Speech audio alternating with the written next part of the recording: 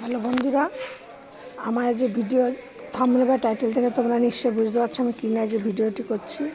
আমার ভিডিওর যে বিষয়বস্তু হলো জবা ফুল গাছ নিয়ে। দেখো, দেশি জবা ফুল গাছই বলো আর হাইব্রিড জবা ফুল গাছই বলো, সব ফুল গাছের জন্য কিন্তু এইটা একটা আদর্শ সময়। দেখো আমার গাছে কত পরিমাণে কুড়ি রয়েছে। একদম পুরো আদর্শ সময় হলো এই গরম চলে গেছে, শীত চলে গেছে, দিয়ে গরম পড়ে গেছে।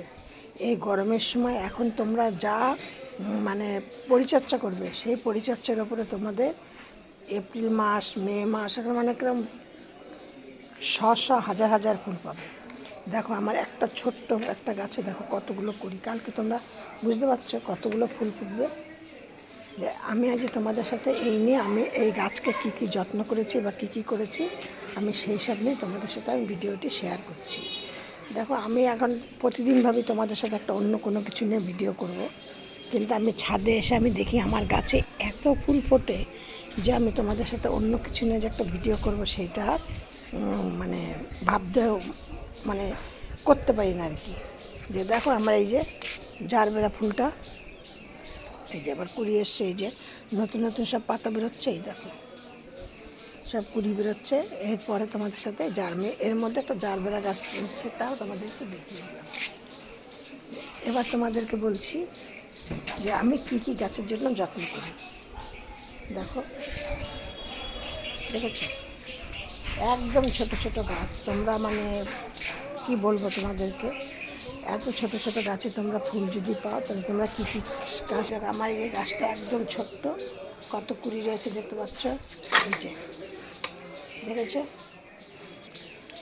এরকম এরকম যে ছোট্ট ছোট্ট গাছে প্রচুর প্রচুর ফুল পেতে হলে তোমাদের সাথে আজকে আমি শেয়ার করছি। যা দেখো কত পরিমাণে ফুল, কত সুন্দর সুন্দর ফুল।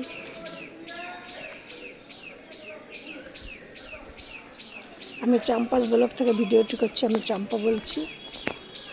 আমি চম্পা তোমাদের সাথে ভিডিওটি শেয়ার করছি। আমার এই ভিডিওটি তোমরা প্রথম থেকে শেষ পর্যন্ত দেখবে, দেখে যদি তোমাদের ভালো লাগে তাহলে একটা লাইক কমেন্ট শেয়ার করো। আর নতুন বন্ধুদের বলছে একটা সাবস্ক্রাইব করে পাশের বেলটি বাজিয়ে অল করে রেখে দিও। আর তোমরা কিন্তু এখন এই সময় তোমরা গাছের কিন্তু করতে পারো, বীজও করতে পারো। এই দেখো আমি একটা তোমাদের সাথে শেয়ার করছি, এই যে একটা বীজ করেছি, এটা কিন্তু ভেতরে বীজ হবে। এর আগেও আমি তোমাদের সাথে শেয়ার করেছি, আমি সেই বীজগুলো লাগিয়েছি, কিন্তু আমার যখন বীজ থেকে গাছ হবে তখন তোমাদের সাথে অতি অবশ্যই তোমাদের সাথে আমি শেয়ার করব। দেখো আমার এই যে গাছগুলোতে কত পরিমাণে ফুল। এবার তোমাদের সাথে আমি যেটা শেয়ার করছি সেটা হলো, তোমরা সব প্রথম হলো গাছ, জবা ফুল গাছ কিন্তু প্রচুর পরিমাণে রোদ পছন্দ করে আর প্রচুর পরিমাণে খাদ্য পছন্দ করে। এবার তোমরা শীত চলে গেলে গরম পড়ে গেছে, গরমের আবহাওয়া কিন্তু ভালো, তাপমাত্রা কিন্তু ভালো পড়ে গেছে। এখন তোমরা গাছকে শুধু তোমরা সপ্তাহে সপ্তাহে খাবার দেবে আর গাছকে এমন জায়গায় রাখবে যেন গাছ যেন মানে অন্তত 5-6 ঘন্টার যেন রোদ পায়, এরকম জায়গায় রাখবে। আর কিন্তু তোমরা গাছে একবার করে ঠান্ডা জলে স্প্রে করবেই তোমরা এই সময়। আর এই সময় কিন্তু আমি যেটা করি, আমি কিন্তু সর্ষের খোল একদম দিচ্ছি না, সর্ষের খোল দিও না। সর্ষের খোলটা দিলে কিন্তু তোমাদের গাছের একটু হয়তো এত রোদ্রের তাতে প্রবলেম হতে পারে। আমি যার জন্য আমি একদমই গাছে সর্ষের খোল দিচ্ছি না। সর্ষের খোলের বদলে আমি বাদাম খোল দিচ্ছি।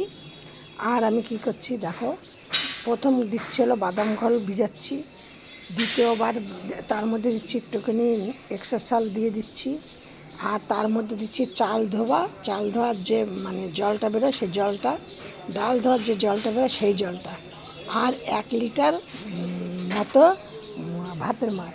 এই কটা আমি একসাথে করে আমি 5-6 দিনের জন্য ভিজাতে দিচ্ছি। হ্যাঁ, মানে একটা জায়গার মধ্যে রাখছি, রেখে আমি সেটাকে ঢাকা দিয়ে রেখে দিচ্ছি। দিয়ে তারপরে সেইটাকে আমি আবার 1-2 দিন বাদে একটুখানি নাড়াচাড়া করে দিচ্ছি যাতে ভালোভাবে ওটা হয়, মিশে যায়। তারপরে তোমরা কি করবে, ওর মধ্যে যেদিনকা ধরো ওই যে খাবারটা দেবে তার আগের দিনকা ধরো এই 5 গ্রামের মতো চুন দেবে, আর প্রায় 10 গ্রাম থেকে 15 গ্রামের মতো গুড় দেবে। গুড় দিয়ে আবার ওইটাকে 1 দিন কি 1.5 দিনের মতো ভিজিয়ে রাখবে, রেখে তারপর তোমরা সব গাছে ওই খাবারটা দেবে।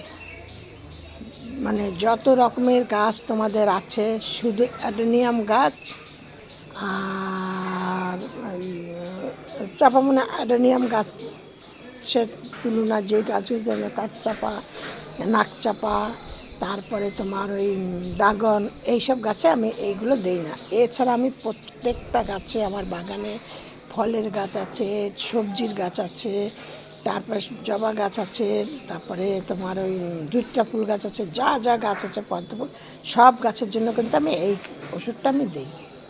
এই খাবারটা আমি সব গাছকে সব টব অনুযায়ী আমি এই খাবারটা আমি দিয়ে দিলাম।